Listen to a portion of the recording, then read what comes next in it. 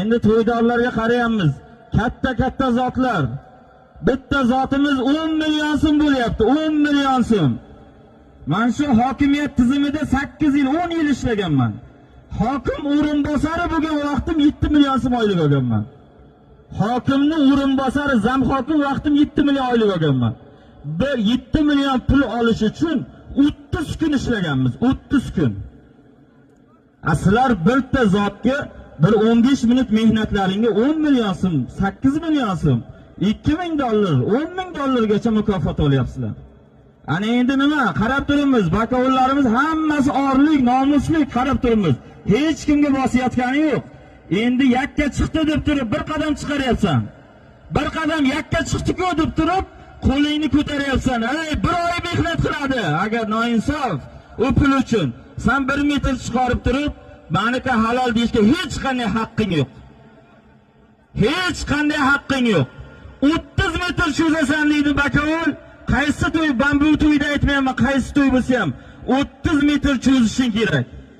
20 metr deyaptimi, 20 metr cho'zishing kerak. Agar sen uchun harom bo'ladi bu zot.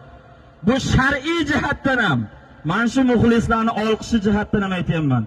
Islom qoidalarini ham ko'rib qo'y. Agar o'sha musobaqani aytilgan qoidalarga rioya qilmagan o'sha sovrin olinsa u harom. O'shanga e'tibor qilaylik. Undan keyin kalta taylayapsan, halollaysan deyapti. Endi nima qilyapsan? 5-10 kishi bo'lib turib ig'vo tarqatishga o'tib olding.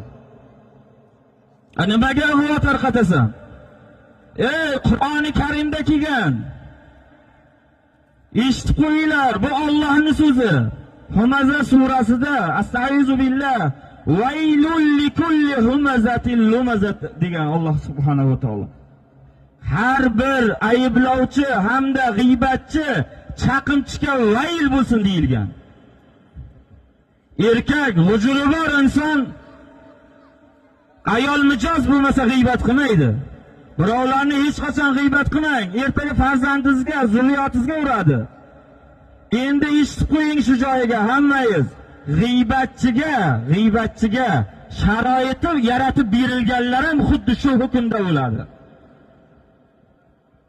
Internetga kirib olib, to'yda egasini muhokama qilasan.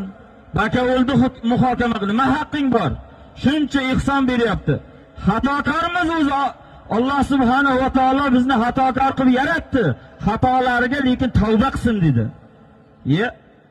O'zing kimsan degan savol tug'iladi.